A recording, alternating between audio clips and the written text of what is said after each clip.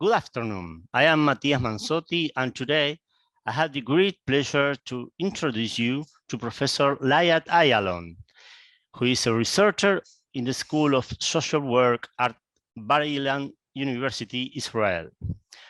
Professor Ayalon coordinates an international EU-funded PhD program on the topic of ageism. She is also the Israeli PI of the EU-funded Mask Age program to study aging masculinities in literature and cinema.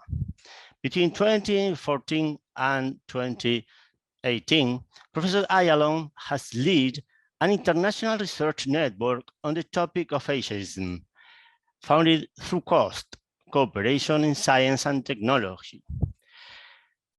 She also consults both national and international organizations concerning the development and evaluation of programs and services for older adults. Today, she will present us a research agenda to combat ageism as part of the Decade of Healthy Aging. Please, Professor, we are eager to listen to you. Thank you. Hi, everyone. My name is Layat Ayalon from Bar-Ilan University. I'm delighted to be here today to talk about a research and policy agenda for the next UN Decade of Healthy Aging. I will start by defining ageism and talking about the various ways ageism affects our life.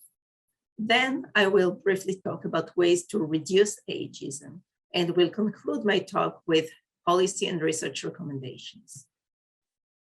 So basically, ageism is defined as stereotypes, prejudice, and discrimination towards people because of their age, and ageism can be directed towards both young and old members of society.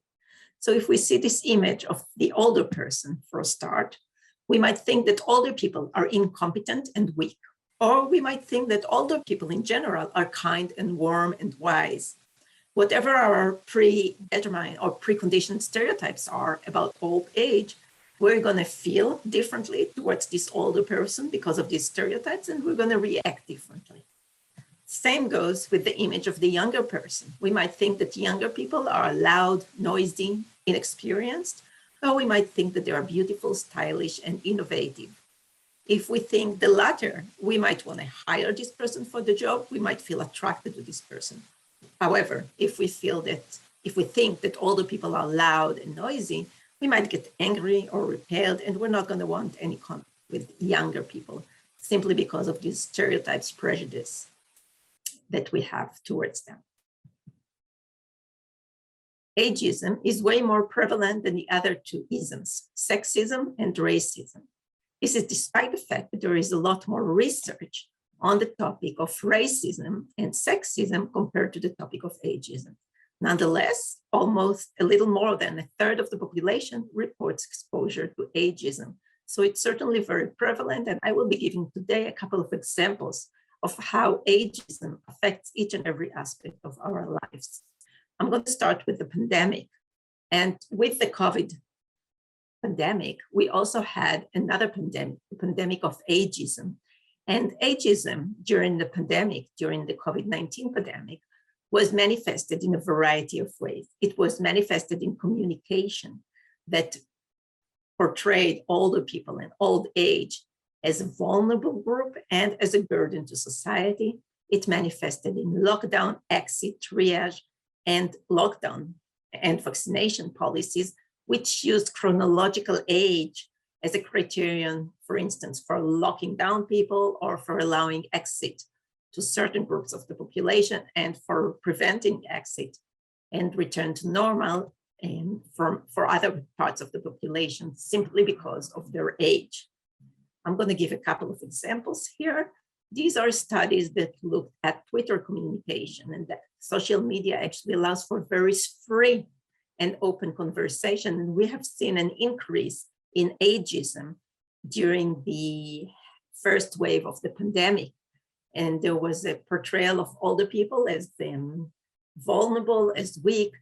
There was discussion of the life of older people as being less valuable compared to the life of younger people, and the notion that older people should be isolated and so that society can go on with its life.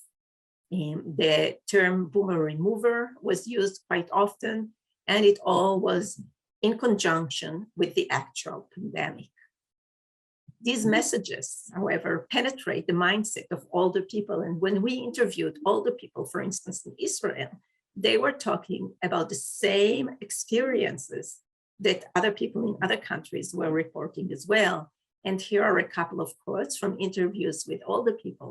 I'm having a hard time during this period in which, in the media, they're talking about safeguarding grandpa and grandma. Another person was talking about herself as an active woman who volunteers, and now she all of a sudden turns into this group of older people, this at-risk group that should be banned from socializing with the rest of society. In long-term care settings, the pandemic hit extremely badly. Part of it was due to the fact that these settings were underprepared and understaffed and did not have the adequate personal protective equipment to protect residents.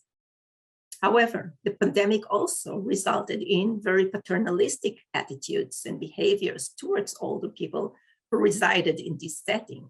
And I'm going to present here results from interviews with CCRC residents, continuing care retirement community residents. And CCRC residents are quite different from the other types of long-term care residents, because these are people who at least entered the setting when they were quite independent.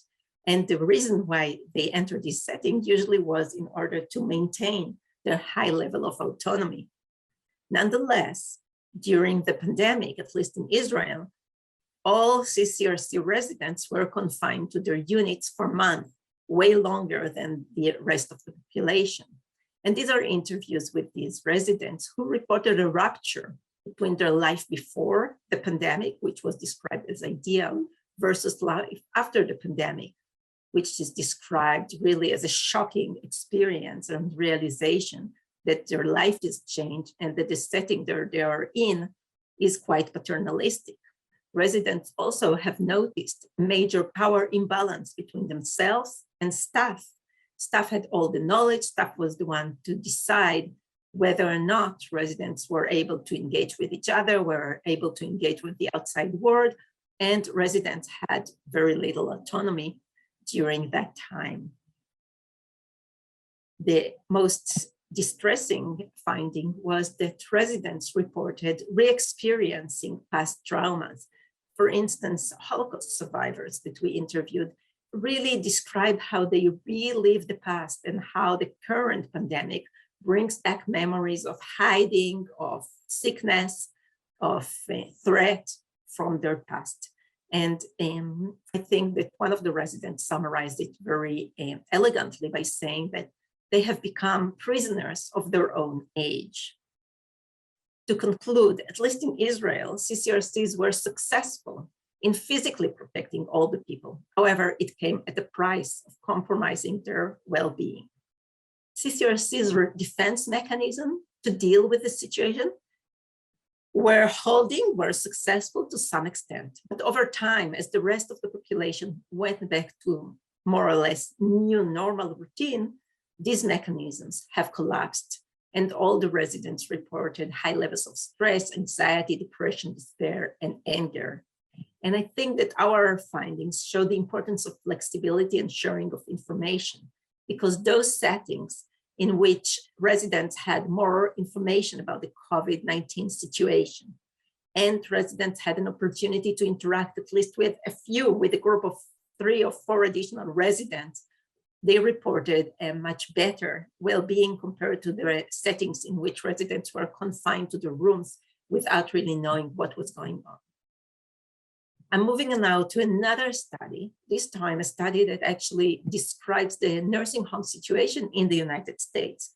And this is based on our literature analysis review of newspaper articles about nursing homes in 3 of the major US newspapers. And what we found was that residents' voice was completely excluded and superseded by others, by the voices of caregivers and by the voices of the administration. Literary elements to portray residential care as shockingly dangerous, deceptive, and problematic were used. And there was kind of a blame game, trying to assign the blame for the very horrible situation of nursing homes in the United States to based on the political tendencies of the newspaper. So those newspapers that were more pro-Trump tended to blame the state governor or the administrators, and those that were more left-wing tended to blame the federal ministry. In any case, there was little attempt to solve the situation, and there was little attempt to give residents a voice. And I think this is parallel to what we saw in Israel in CCRCs, where residents have lost their voice once the pandemic has started. To conclude, I think that these findings really show that there is a cultural model of panic and dishonesty that begins to take shape during the COVID-19 pandemic. And the portrayal of residential care as lacking transparency is likely to create future mistrust of this industry of nursing homes. The depiction of vulnerability and the illusion of residents' inclusion in the news coverage really allows for paternalistic decision-making and care practices in the name of so-called protecting older people. So we have parallel findings in two different countries and two different settings. I'm moving now to a completely different context, and this time I'm going to talk about ageism and everyday technology. And basically, everyday technology really includes anything from remote controls to ATMs to vending machine and so forth. And we really need everyday technology nowadays to manage our lives. There are multiple barriers to everyday technology use, and it's not only age-related. It's important to acknowledge the fact that sex, education, income, marital status, and so forth have shown to be associated with use or lack of use of everyday technologies. There is also the distinction between digital natives and migrants. And again, it's not only based on age. Cognitive sensory decline could be responsible for lack of use of technology. Technophobia, and again, it is not necessarily age-related yet. And here I'm going to talk about ageism and self-ageism as possible barriers to the use of everyday technologies. And there are three major explanations to account for that. The first one concerns the stereotype embodiment theory. The theory talks about the fact that throughout our life, we internalize negative messages about our age and aging. And as we grow old, these negative messages become self-relevant and self-fulfilling. So if we learn as young people that technology is not for the old, as old people, we're not going to consume technology. A second explanation concerns the stereotype threat model. And the idea here is that once we're at risk of conforming to the stereotypes of our social group, in this case, older people, and the stereotype of older people is not being good technologically, we automatically reduce our performance, especially when cognitive skills are required, because it's too threatening for us. And there is lots of research to show that this is highly relevant in the case of older people and cognitive performance. The third explanation about ageism and why it is so important to address in the case of technology is the fact that design itself might be ageist. And many times designers do not co-design with older people, but design for older people rather than with older people, ignore or emphasize the limitations of older people and address younger crowds, even when the particular product is expected to cater to older people. I'm going to report here briefly on a study that was conducted by Hannah Kottel, who interviewed 15 non-users of technology in Austria. And what she found was that age stereotypes related to everyday technology use in later life served as a barrier. And many older people found technological products as less relevant for them. And they also perceive themselves as incompetent. At the same time, they also had environmental cues that contributed to the activation of internalized age stereotype. And the first one is the design of technology, so that the design is really inadequate and maybe brings or highlights the weaknesses rather than overcomes the weaknesses. And the second one is intergenerational contact. And here, many older people described younger generations as the mediators, the one who are supposed to translate technology to them. Yet the way it is done by all younger people is quite discriminatory and prevents them from engaging in technology. The second study that I'm briefly going to discuss in relation to technology is actually a study that we looked at Google autocomplete. And here we wanted to see how Google completes our queries. And the idea here is that Google has this AI function that aims to make our life easier. So if we start typing a question, Google automatically completes it for us based on previous queries and based on what they think is the right question to ask. And we wanted to see how Google completes the queries for older people. What we found was an intersection between ageism and sexism, so that older people, older men actually, the most significant or the most dominant queries were around relationship issues. For older women, on the other hand, most of the queries centered around health issues. Another difference that we found was that for women, there was a lot more use of derogatory terms such as cougar. We did not find the same use of derogatory terms with regard to men.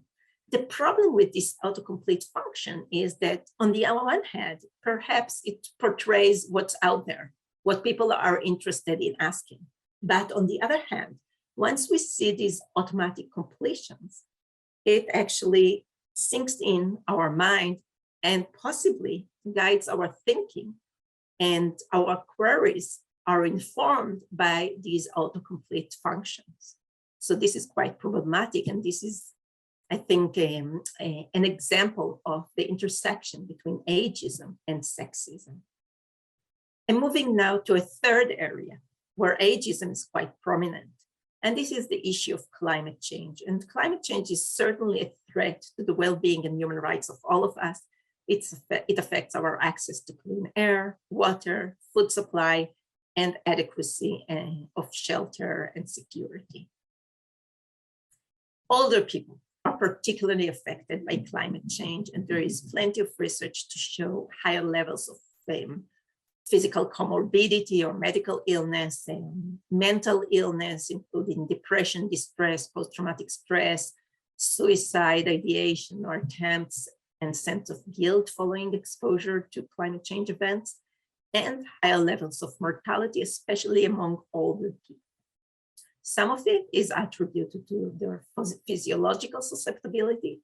However, there is also environmental susceptibility, and there is also social susceptibility, so that older people are not only individuals who experiencing a significant weather event, they experienced it within an entire context of institutions that are supposed to be protecting them to some degree and ensuring that their susceptibility does not really become a risk. I'm going to talk here about ageism in the climate change discourse. And basically, climate change has a very significant temporal aspect attached to it. Acts taken or not taken in the present are going to affect future generations. Nonetheless, it is the present people, the adults of the present, that have the power to make an impact about climate change policies, whereas youth or unborn children have no power to affect climate change policies at the present time. This is why we looked at 60 activists and tried to really select a very diverse sample and look at the intergenerational aspects associated with their communication in the social media. What we found was both discourse concerning intergenerational tension, but also related to intergenerational solidarity. And it was the younger leaders who were more likely to acknowledge intergenerational tension. And this is one quote here: "Thousands of children around the world should not have to miss classes because of our leaders." So there is a lot of blaming done here based on the role of children versus world leader versus older people in this climate change situation. The second example, or the second theme that we found, was that of intergenerational solidarity. And this was offered mainly by older leaders. And here is one quote: "Our responsibility is to leave our home better than we found it, so that future generations, no matter where they are born or to whom, can thrive." Basically, by analyzing both the intergenerational tension discourse and the intergenerational solidarity discourse, we actually were able to identify that both sides were talking about the same issue. Urgent action is needed, and there is an important temporal aspect associated with climate change. Nonetheless, the phrasing was quite different, and our suggestion is to move towards a more inclusive phrasing that also includes and does not necessarily blame all the people for the current climate change situation. We moved next to lay people and asked them an open-ended question about the perceived role of different age groups in climate change situation. And this is based on a study with 250 people over the age of 18 in Australia. What we found was that younger people were more likely to think that it is the older people's mess for the younger generation to clean. Older people, on the other hand, thought that it isn't a matter of age groups. They also were more likely to think that older generation care more than the younger ones. And older people also were more likely to hold the notion of intergenerational solidarity. To summarize these findings, I have to stress the fact that whereas hazards are natural, human activity or inactivity is actually responsible for the disaster and for turning hazards into disasters. Disasters occur when people are susceptible due to varied social and economic institutions that make them susceptible. So it's not the physiological susceptibility only, it's also the institutions that are not taking full responsibility to ensure the safety of people. Older people are particularly susceptible to climate change effects because of social, economic, and political institutions. And I think that we also have to address the role of ageism here. There is very limited attention to older people in policy measures that address climate change. And older people are not as active in the climate change movement as younger people. And this could at least partially be due to the fact that ageism really penetrates the discourse. I'm moving now to another example of the manifestation of ageism. And this time I will be talking about ageism behind the screen. We interviewed 13 leaders, Israeli male directors who are award winners.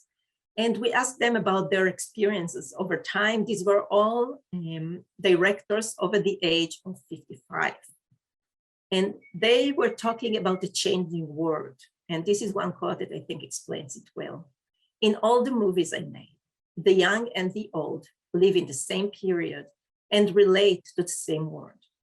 When you talk about me and about my granddaughters, we love one another very much, but they already live in a different world." They also spoke about societal ageism, and a message that many of them reported was that your generation did what it had to do. Now it's time for you to move away. What we found was both active and passive acts of ageism. The directors reported a negative stance and disregard related to ageism, but they also reported professional behavior which sabotaged films and their screening because of their age. The reason why we chose male directors is because the film industry is actually dominated by men, and these were the lions. But when we interviewed them at the age of 55 and over, they describe themselves as wounded lions, and that's the name of the article. I'm moving now to the final example concerning the manifestation of ageism, and this time I will be discussing the manifestation of ageism in relation to people self-presentation. This study is based on over 800 responses of older people over the age of 65. And we asked them to present themselves in writing. Afterwards, we asked them to choose the age term that they prefer, and we gave them a list of possible age terms in Hebrew. What we found was that 75% of the sample did not use any age at all. When they did use an age term, the most common age term was actually young and active. Next was a working person and a family man or woman and a loving person. So that's how these people prefer to present themselves without addressing age. When people did address age, it was with an apology. I'm 65, but I feel 45. In spite of the fact that I'm 65, I live an active life. Very few of them describe themselves and used an age term in this description.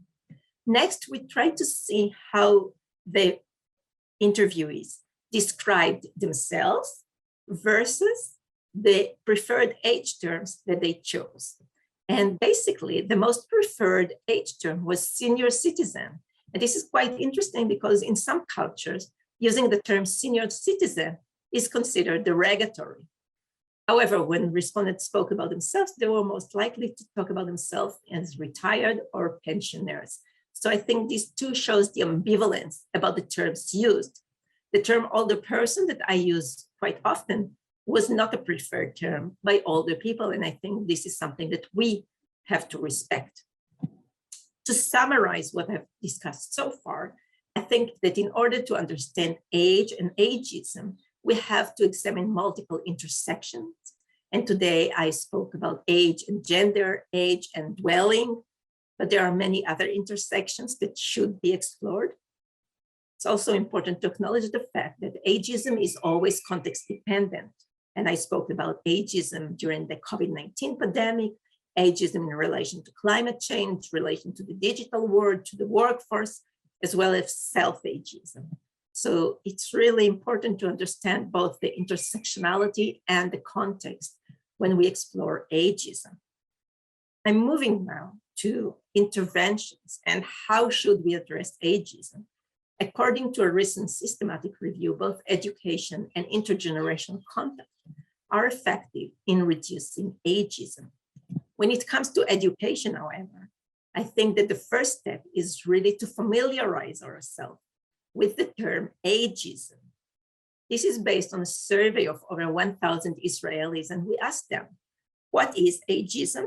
We gave them a blank space to respond. And then we asked them if they were experiencing ageism, sexism, or racism. Next, we defined the term ageism to them and asked them to describe their experiences of ageism. What we found was that 43% of the sample knew what ageism was. However, the majority of the sample either skipped the response or tried to guess. Of those who knew what ageism was or guessed correctly, 30% actually said that they experienced ageism. However, those who did not know what ageism was in their previous response, only 10% of them said that they experienced ageism. Next, we defined the term ageism to them and asked them to talk about their experiences of ageism. This time, a substantially larger number reported experiencing ageism. Almost 80% of those who knew the term initially, and almost half of those who skipped or incorrectly answered the question about ageism were able to describe an experience associated with ageism this time. So I think that Palmo's words about the importance of really acknowledging ageism and pointing it out are really, really important. And that's the first educational step that we have to take as researchers or in any intervention that we want to make. Another mechanism to fight ageism is through laws and regulations that should explicitly prohibit age discrimination. And I will just reiterate the fact that it is time for a UN Convention for the Rights of Older People in order to ensure that age discrimination is completely banned and that all countries have a uniform standard and guidelines concerning what constitutes discrimination based on age and the fact that this is illegitimate in any circumstances. Social campaigns, according to the World Health Organization, still have limited support. Unlike the other three methods, legal interventions, education, and intergenerational contact that have shown quite substantial support, social campaigns are still unclear in terms of their effectiveness because they have not been measured well enough up until now. I will be reporting very briefly about a study that we conducted where we reviewed 3 Israeli social campaigns for eradicating ageism during the pandemic. And we document these campaigns and analyze them via the lens of the theory of change and the 5 key principles suggested by the World Health Organization, including planning strategically, communicating effectively, fostering community engagement, implementing key activities, and using research. What we found was that the pandemic really created a lot of motivation to lead campaigns for the elimination of ageism. And the theory of change implemented by all 3 campaigns that we reviewed was that they should be addressing self-ageism and advocate for the active aging, successful aging models in order to decrease self-ageism. And here is one example. As you see, the age range here is between 66 and 73. And the main message is that these people have no age. Innovation has no age. Entrepreneurship has no age. Spirit has no age. Another campaign here, you see again, the age range is between 60 and 66. And the idea here is that if you combine a younger worker with an older worker, you reach way more than 100%. So again, they're targeting relatively young, old, and they're all in the workforce. The focus on active and positive aging may result in ageism and the exclusion of old people who do not fit into the category of independent and active people.